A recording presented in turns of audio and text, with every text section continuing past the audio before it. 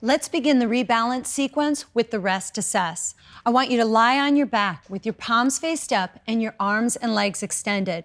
Remember, this is the position we'll come back to reassess to see if we've made some changes for you just from this 10-minute sequence.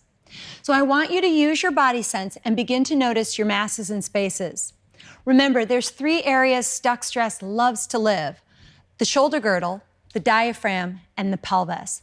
So let's start with your upper body and see if you've got stuck stress living in your upper body that could be causing you neck or shoulder pain. I want you to notice your head. Ideally, it would weight to the floor right behind the bridge of your nose. If you had no stuck stress in your shoulder girdle, your neck would feel like a nice open space. In your torso, if you had no stuck stress in the shoulder girdle, your arms would be masses evenly weighted to the floor. Notice how the back of your hands and the upper forearms weight to the ground. Then, using your body sense, bring your awareness up to the shoulder girdle. When you have no stuck stress in the shoulder girdle, the shoulder joints will feel slightly off the ground. And in your upper back, the upper 1/3 part of your back will ideally be weighted to the floor. However, if you had no stuck stress living in your shoulder girdle, just below the shoulder girdle, right where we define the bra line, that region of your back would be weighted to the floor at its heaviest. Now let's take a note if you have stuck stress living in your shoulder girdle. If you're noticing that your head tips back a little more than right behind the bridge of your nose, if you're noticing that your neck is off the ground but you can't really sense a curve at all, or if in your torso one arm is entirely more weighted to the floor, or if you're noticing in your upper back, all of your upper back weight seems like it's only across the upper 1/3 part of your back. You might even notice that one of your shoulder blades or both are really weighted to the ground. And when you use your body sense and you draw your awareness just below the shoulder blades, you might notice that that region of your back is entirely off the ground. Notice if you feel, from what I've identified for you, if you've got stuck stress living in your shoulder girdle. Take a nice focused breath. Now let's notice the diaphragm. When the diaphragm has no stuck stress in it, you're going to feel a low back curve below the belly button. If you want to cheat on this one, I'll let you stick one finger in your navel, but don't touch your low back. Just try to use your body sense. I want you to notice if your low back curve starts at the pelvis and ends all the way up at your shoulder blades. If you're noticing a very big arch, that's the easiest way to identify accumulated stress in your diaphragm, and it's one of the most important regions we want to go back to nice balance once we're done with the rebalance sequence. I also want you to take a focused breath here for a moment and use your body sense and start to notice your pelvis and your legs. Let's take a look at your pelvis. When your pelvis has no stuck stress living in it, you'll feel like you're weighted on 2 butt cheeks. If there's no stuck stress in the pelvis, the back of the thighs will also be masses, and those will be weighted to the floor. Your knees will be spaces off the ground. Your calves would feel like masses evenly weighted to the ground. Your ankles will feel like small spaces. And if you had no stuck stress living in your pelvis, your heels would weight to the floor so your toes would point towards where the ceiling meets the walls, like the letter V. However, if you do have accumulated stress living in your pelvis, you might feel, instead of 2 butt cheeks weighted to the floor, you're really noticing your tailbone is on the ground. If you bring your body sense down into the back of your thighs, you might notice that the back of your thighs aren't touching the floor at all on one or both sides.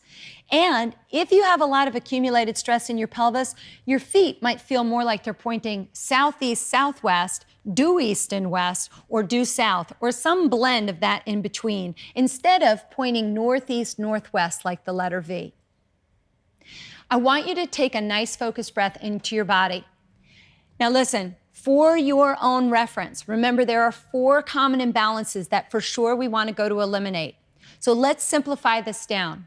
If you feel like you're feeling all of your upper back weight against your shoulder blades, if your mid-back feels arched off the floor, if your tailbone is more weighted into the ground than your butt cheeks, or the back of the thighs feel off the ground on one or both sides, if you're noticing one or more of those common imbalances, we know you want to start with the rebalance sequence.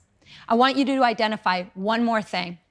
Divide your body into a left and a right half. Just begin to notice the entire left and right side of your body. When your autopilot is out of balance, you will notice that one entire side of your body will be more weighted to the ground, or one leg will feel longer. If you're noticing that, that's a simple sign saying that your autopilot is needing some rebalancing because it's having a hard time identifying your center of gravity. Take a focused breath. What we're about to do is the rebalance sequence. The easiest doorway into your autopilot to help it go back into balance is to affect your diaphragm. So take a nice focused breath.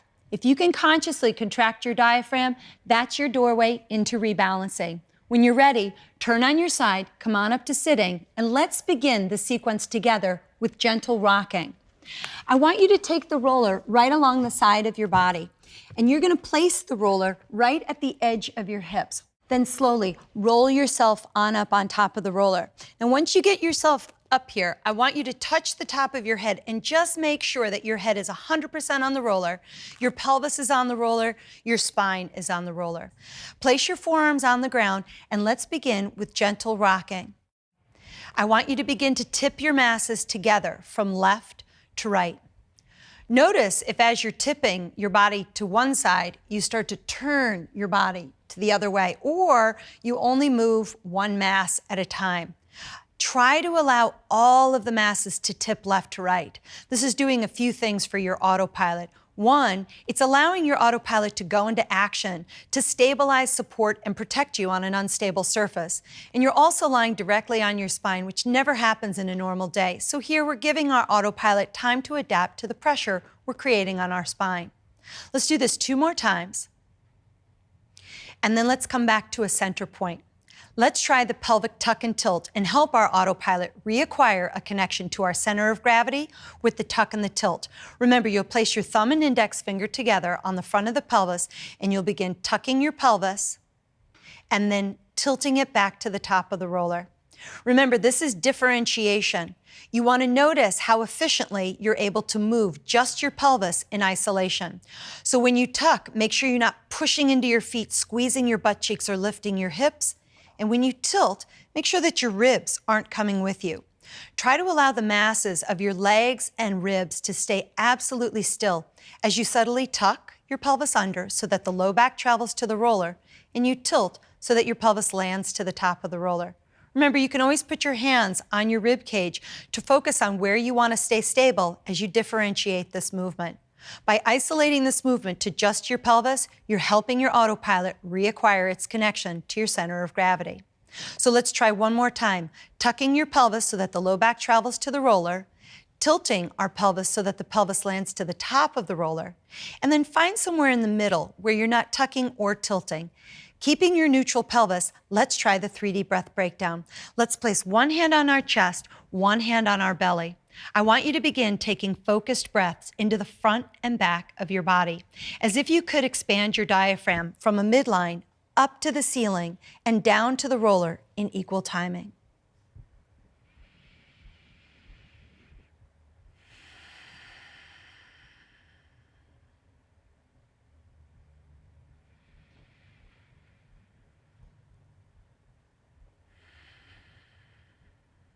Try one more breath on your own. Remember, these breaths don't have to be the fullest breaths you can take. You're just thinking about expanding the diaphragm in 2 dimensions. Now let's bring the hands to the sides of the ribs. I want you to take 3 to 4 focused breaths, allowing your diaphragm to move widthwise in the body.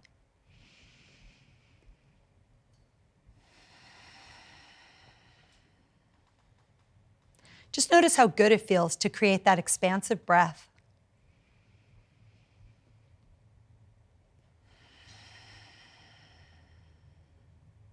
Let's try one more time.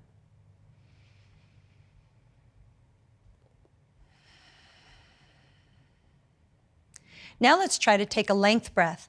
Let's bring our arms so that one hand is over the throat or collarbones and one hand is on the front of the pubis bone or your pelvis. And now I want you to take a breath that allows the diaphragm to move lengthwise so that your belly gets to fill all the way to the bottom of the pelvis. The lungs get to move all the way to the top of the collarbones.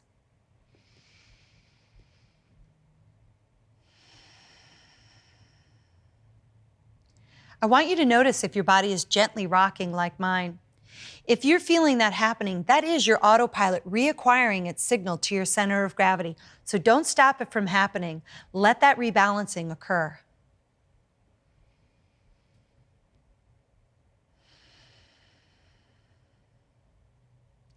Now that we've helped to reacquire that natural connection for your autopilot to your center of gravity by moving the diaphragm and the pelvis, let's try to help your autopilot reacquire its core contact. Place your hands on your belly, take a three-dimensional breath, and let your natural exhale come out of your body. What you're not going to feel when you exhale is something called the reflexive mechanism. This is part of your core that creates a subtle contraction every time you exhale. It's just so subtle we never feel it. So just take a few nice natural breaths into all 6 sides of your body. And now let's aggressively create that contraction with the reflex by creating a forced exhalation like you learned when we practiced. Take a focused breath, and on your exhale, make an SH sound. Shh.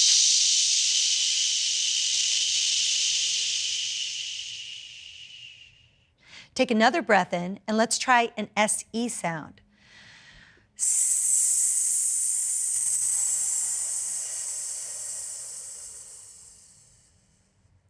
Let's try one more sound, an HA sound. Take a focused breath and go.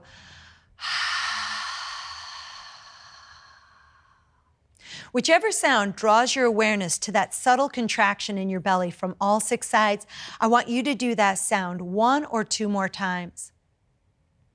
Good. As you're doing that forced exhalation, you are initiating that subtle contraction in your abdomen. I want you to notice what it feels like to allow that reflex to occur. Now this time, take a focused 6-sided breath, and on your exhale, let your natural exhale initiate the breath. But in the middle, feel and follow the contraction and see if you can consciously connect to that same subtle contraction without forcing it to occur. And on your inhale, let it all go. And then on your exhale, let your natural exhale initiate the breath, and then feel and follow the contraction.